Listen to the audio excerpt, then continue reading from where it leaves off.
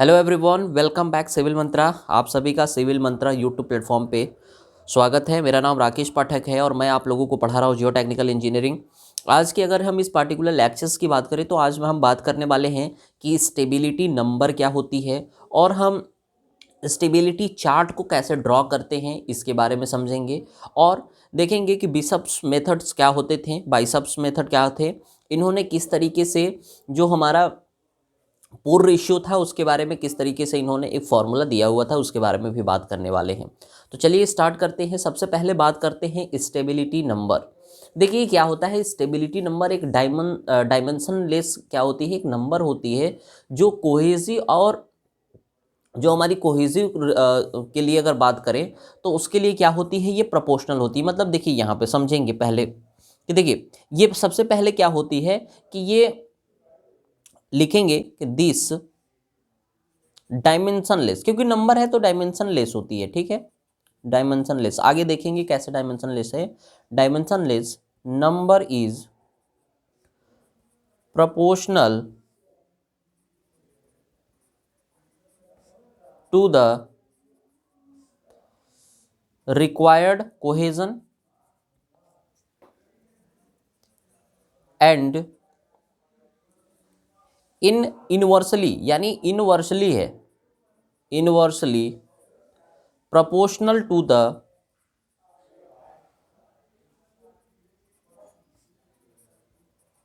The allowable height. देखिए formula को मैं यहाँ पे लिख रहा हूँ, ठीक है ना। ये मैंने जो लिखा हुआ है ना, इसको फॉर्मूला से मैंने लिखा हुआ है। देखिए स्टेबिलिटी हाइट बराबर होती क्या है। देखिए मैंने फॉर्मूला को जो है स्टेटमेंट के फॉर्म में लिखा हुआ है। देखिए स्टेबिलिटी नंबर को हम एस एन से डिनोट करते हैं, ठीक है। Is equal to C M यानी कोहेजन, ठीक है, अपॉन गामा एच, ठीक है। या फिर इसी को मैं C upon F C into gamma into H लिख सकता हूँ। ये क्या है हमारा, एक स्टेबिलिटी का क्या है, स्टेबिलिटी का ये फॉर्मूला है हमारे पास। स्टेबिलिटी नंबर को हम कैसे फाइंड आउट करते हैं, एन फॉर नंबर है, एस फॉर स्टेबिलिटी है, ठीक है ना। तो हम इसको क्या करते हैं, कुछ इस फॉर्मूले से क्या करते हैं, फाइंड आउट करते हैं। S N is equal to C M upon gamma H, या फिर इसी को C upon F C into gamma H से निकाल देते हैं, ठीक है। तो हमने यही लिखा है यहाँ पे कि जो डायमेंशन लेस होती है प्रोपोर्शनल टू रिक्वायर्ड कोहेजन। देखिए ये रिक्वायर्ड कोहेजन है, सी पर क्या है, कोहेजन है, और इनवर्सली प्रोपोर्शनल होती है अलाउबल हाइट की, क्योंकि ये नीचे है, ठीक है। अब बात करते हैं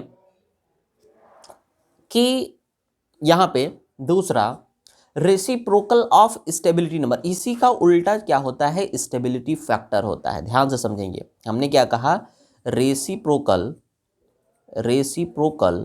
ऑफ स्टेबिलिटी नंबर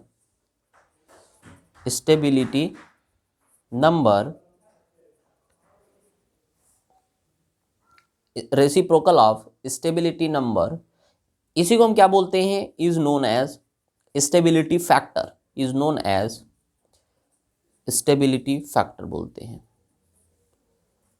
ठीक है। फिर तीसरा देखिए यहाँ पे इन्होंने क्या किया था कि एस एन क्या है हमारा जो स्टेबिलिटी नंबर है, अगर हम फॉर इनफाइनाइट स्लोप के लिए अगर हम ड्रॉ करें, एस एन अगर हम ड्रॉ करें इनफाइनाइट स्लोप के लिए, ठीक है ना, फ्रैक्शन सर्किल, तो किस तरीके से सर्किल ये जाएगा। देखिए अगर मैं यहाँ पे स्लोप को ड्रॉ करूं, ध्यान से समझेंगे। देखिए यहाँ पे मैं अगर कुछ इस तरीके से अगर ड्रॉ करूं, ये बार चार्ट को ड्रॉ करने का कुछ तरीका है इसी तरह से, ठीक है।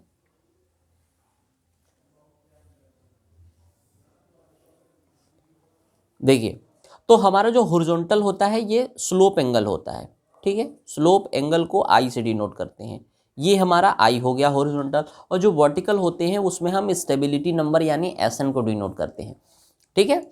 समझ जाइएगा कि S N is equal to क्या है, ये हमारा स्टेबिलिटी नंबर है। देखिए अब स्टेबिलिटी नंबर को यहाँ पे लिखिए, जैसे 0, फिर यहाँ पे 0.05, 0.10, फिर यहाँ पे 0.15, 0.20, यानी इस तरीके से इसको क्या करते हैं हम बढ़ाते जाते हैं, ठीक है। और जो यहाँ पे है 0, 10, 20, 30, 40, 50, 60 ऐसे करके हम आगे बढ़ाते चले जाते हैं, ठीक है। अब देखिए यहाँ पे है क्या कि हम अलग अलग स्लोप के क्या करते हैं, स्टेबिलिटी नंबर को हम कैसे, यानी स्लोप को कैसे डिनोट करते हैं। देखिए जैसे अगर बात करें यहाँ पे कि हमारा मान लेते हैं जैसे यहाँ पे क्या है यहाँ पे क्या है, ये स्लोप एंगल है आई, ठीक है ना। तो यहाँ से अगर हम कोई सॉइल है, अगर हम उसका क्या कर रहे हैं, ग्राफ अगर कुछ इस तरीके से गया, ध्यान से देखेंगे कुछ इस तरीके से, तो हमने ये क्या कहा कि जो फाई एम है, ठीक है, फाई मिनिमम है, मैक्सिमम है इसका, वो क्या होगा 10 डिग्री होगा, ठीक है। अब इसी के नीचे 10, 15, 20, 25, मतलब यहाँ के नीचे जितनी भी ये लाइनें जाएंगी, इसके नीचे ये 10 है तो ये 15, ये 20, ये 25 डिग्री पे होती चली जाएंगी, ठीक है। तो इन्होंने कहा कि इस तरीके से हम क्या कर सकते हैं, स्लोप एंगल और स्टेबिलिटी नंबर के नीचे क्या कर सकते हैं, हम स्टेबिलिटी और स्लोप एंगल के बीच में हम क्या कर सकते हैं, यहाँ पे ग्राफ को खींच सकते हैं, ठीक है। अब यहाँ पे एक फॉर्मूला निकल के आता है किसका, डेप्थ फैक्टर का, ध्यान से समझेंगे। यहाँ पे क्या होता है कि यहाँ पे डेप्थ फैक्टर का एक इंपॉर्टेंट फॉर्मूला निकल के आता है कि यहाँ पे हम ये कहते हैं कि जो depth of hard stratum below the top of the slope upon height of slope, ये क्या है हमारा स्टेबिलिटी फैक्टर्स का क्या होता है, यहाँ से एक फॉर्मूला हमें निकल के आ जाता है, ठीक है। तो ये क्या है हमारा DF is equal to depth of hard stratum below the top of the slope upon height of slope, ठीक है। अब ये आता है ना कि यूज ऑफ स्टेबिलिटी नंबर का प्रयोग हम कहाँ करते हैं, ये भी इंपॉर्टेंट है, ठीक है। अक्सर पूछा जाता है कि जो स्टेबिलिटी नंबर है उसका यूज कहाँ करते हैं। तो देखिए पहले ही बात करें अगर यूज़ की, सबसे पहले हम किसकी बात कर रहे हैं, यूज़ की। तो सबसे पहला इसका यूज क्या किया जाता है, फैक्टर ऑफ सेफ्टी को ड्रॉ करने में, फैक्टर ऑफ सेफ्टी, ठीक है। फैक्टर ऑफ सेफ्टी को क्या करना है, ड्रॉ करने में, ठीक है। ये क्या करता है कि factor of safety of a given slope हमें फाइंड आउट करने में मदद करता है।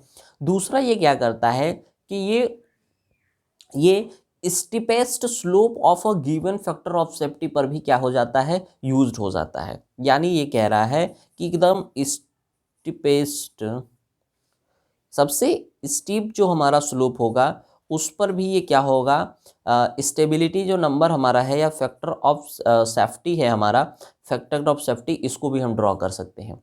मतलब सबसे जो एकदम स्टीप हमारी स्लोप होगी वहाँ पर भी हम फैक्टर ऑफ सेफ्टी का निकाल सकते हैं, ड्रॉ कर सकते हैं, ठीक है, उसका ग्राफ। और इसमें हमने अभी बताया था कि SN इज इक्वल टू, अभी हमने बताया था C upon gamma FC gamma into H, stability number का ये फॉर्मूला होता है। यहाँ पे एक न्यूमेरिकल मैंने आपको दिखाया था कि कैसे किस तरीके से यहाँ से न्यूमेरिकल आते हैं, ठीक है। अब बात करते हैं यहाँ पे जो हमारा अगला टॉपिक होगा उसमें हम बात करने वाले हैं किसकी, उसमें हम बात करने वाले हैं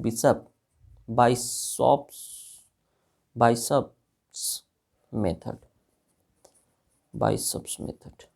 देखिए इन्होंने क्या कहा कि एक उन्होंने स्लोप को एनालाइज किया। इन्होंने क्या किया कि इन्होंने equation developed based on Bishop's analysis of slope contain the terms pore water pressure. देखिए इन्होंने क्या किया ना कि पोर वाटर प्रेशर को क्या किया, एक टर्म्स को ऐड किया, पोर वाटर प्रेशर, जो हम लोग पहले भी पढ़ रहे थे, पोर वाटर प्रेशर, जिसको इन्होंने यू, स्मॉल यू से डिनोट किया हुआ है, ठीक है।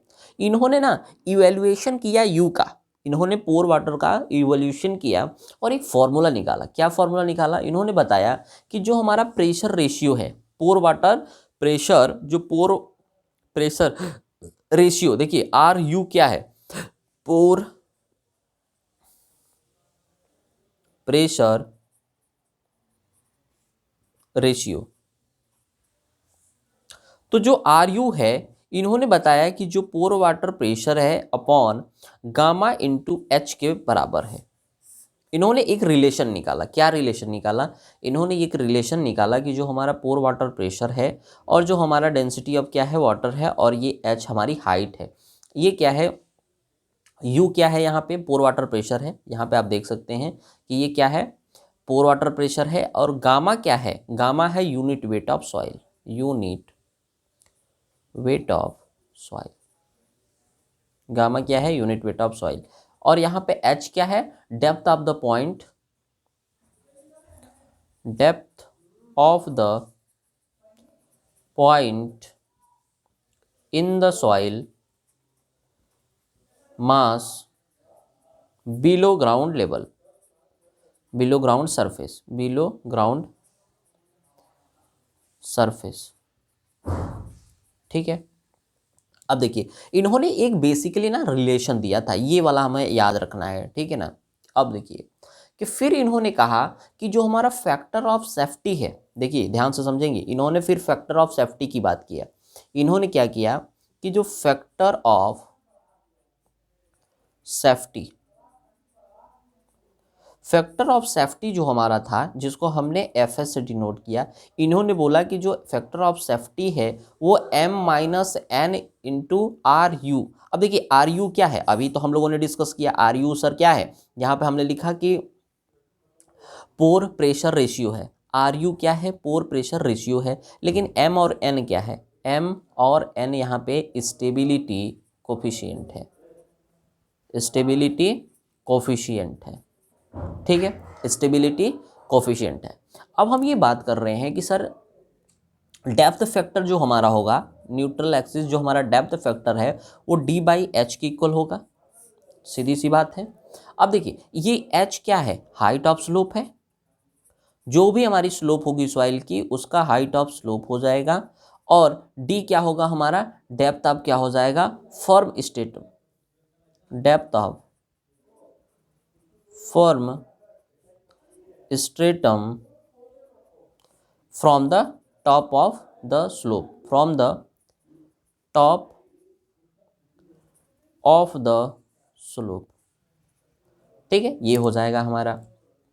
तो इससे क्या कहा इन्होंने कि इन्होंने C5 और इसके बीच में इन्होंने एक क्या किया, फिगर को ड्रॉ किया। देखिए इन्होंने, क्योंकि हमने फिगर के बारे में आपको डिफरेंट डिफरेंट फिगर के बारे में दिखाया भी था कि किस तरीके से हम ड्रॉ कर रहे थे। जैसे मान लेते हैं सॉइल यहाँ है हमारी, ठीक है, कुछ इस तरीके से थी और ये क्या था, हाफ सर्किल था कुछ इस तरीके से।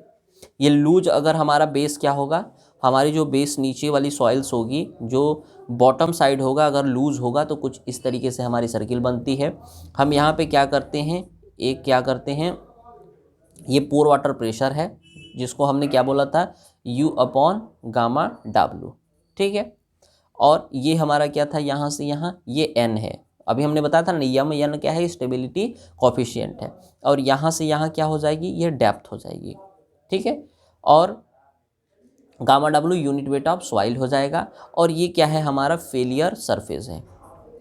ये फेलियर सरफेस किस तरह के सॉइल से होते हैं, जब हमारी जो बॉटम सरफेस है यानी बॉटम वाली सॉइल्स क्या हो जाती है, कमज़ोर हो जाती है। ध्यान से समझेंगे, जब हमारी क्या होती है कि बॉटम लेयर की यानी जो इनर लेयर की सॉइल है यहाँ पे वो कैसी हो जाती है हमारी, वो अगर सॉइल्स कमज़ोर होती है, वीक होती है, तो कुछ इस तरीके से सेमी आर्च हमारे क्या बनते हैं, फेलियर बनते हैं, फेलियर सरफेस बनते हैं, ठीक है। और ये हमारा ओ क्या है, ये हमारा क्या होता है, सेंटर ऑफ, ये मैंने बताया था फेलियर सरफेस, ठीक है। ये क्या था हमारा, फेलियर ऑफ यानी सेंटर ऑफ फेलियर सरफेस, ठीक है। तो इन्होंने बताया था क्या कि जो हमारी जो C5 है, ध्यान से समझेंगे, हमने ये कहा कि जो C5 अपॉन गामा H है, इन्होंने बताया इसकी वैल्यू जो है ना इक्वल टू होती है। ध्यान से समझेंगे, इसकी वैल्यू जो इक्वल होती है वो कितनी होती है, या तो 0.00 पर, या फिर 0.025 पर, या फिर ये वैल्यू हमारी क्या होती है 0.05 पर। इसकी वैल्यू जो C dash upon gamma H है, इसकी वैल्यू इतनी इतनी हमारी फाइंड आउट इन्होंने करके दिया, ठीक है। इन्होंने इतनी वैल्यू पर क्या किया, C5 अपॉन गामा H की वैल्यूज को हमें फाइंड आउट करके दिया डायरेक्ट, ठीक है। तो यहाँ पे हम लोगों ने जो बाइसेप्स मेथड है और इसके बाद अगर बात करें तो स्टेबिलिटी नंबर क्या होती है, इन दोनों के बारे में हम लोगों ने इस पार्टिकुलर लेक्चर्स में बात की है। ठीक है, तो मोस्टली चीज़ों को हम लोगों ने बहुत अच्छे तरीके से यहाँ पे कवर कर चुके हैं। आप जानते हैं कि आपका एग्ज़ाम भी 19 ऑफ जनवरी को है, तो आप लोग भी प्रिपरेशन करिए, हर एक लेक्चर्स को बाकायदे देखिए, टाइम निकाल के लीड लगा के हर एक वीडियो को प्रॉपर सुनिए। यहाँ पे जो लिखा गया है उससे ज़्यादा मैं बोल रहा हूँ, मेरे शब्दों पे आप ज़्यादा ध्यान देंगे और कोशिश यही करेंगे कि आप एक बार ज़रूर एग्ज़ाम से पहले इन सारे लेक्चर्स जो आपको प्रोवाइड किए गए हैं प्लेलिस्ट में सिविल मंत्रा यूट्यूब प्लेटफॉर्म पे, तो वहाँ से आप क्या करिए, एक बार देख के जाइए, ठीक है ना। क्योंकि मैंने जितनी भी नोट्स वगैरह आप लोगों को दिखाई है ना, उसमें जो लैंग्वेज लिखा गया है वो बहुत ईजी लैंग्वेज में लिखा गया है। आपके माइंड में वो सारी चीज़ें रहेंगी भी और समझ में भी ज़्यादा आ पाएंगी एज़ कम्पेयर टू क्वांटम, ठीक है ना, या बुक्स। तो आई होप आप लोगों को समझ में आया होगा। तो इसी तरीके से आप लोग क्या करिए, पढ़ाई करिए, क्योंकि आपका एग्ज़ाम बहुत पास है और एग्ज़ाम पास है इस वजह से। और ये हमारा लास्ट लेक्चर्स था। अगर बात करें जियो टेक्निकल इंजीनियरिंग की, तो 5 के 5 यूनिट हम लोगों ने कवर कर लिए हैं और बाकी बस आपको पढ़ना है इसको अच्छे तरीके से और बाकी शेयर भी कर दिया करिए आप लोग, क्योंकि मोटिवेशन जो आता है टीचर्स के लिए, फैकल्टी के लिए, वो कमेंट के माध्यम से या फिर जो आपके व्यूज़ होते हैं उसी के मतलब वही हमारे लिए क्या होता है, मोटिवेशन होता है। तो मिलते हैं, ठीक है, एक नए सब्जेक्ट के साथ, ठीक है। ये हमारा सेमेस्टर तो अब डन ही है ऑलमोस्ट, नेक्स्ट सेमेस्टर में देखते हैं कौन सा सब्जेक्ट पढ़ाता हूँ मैं। तब तक के लिए धन्यवाद, गुड ऑफ लक।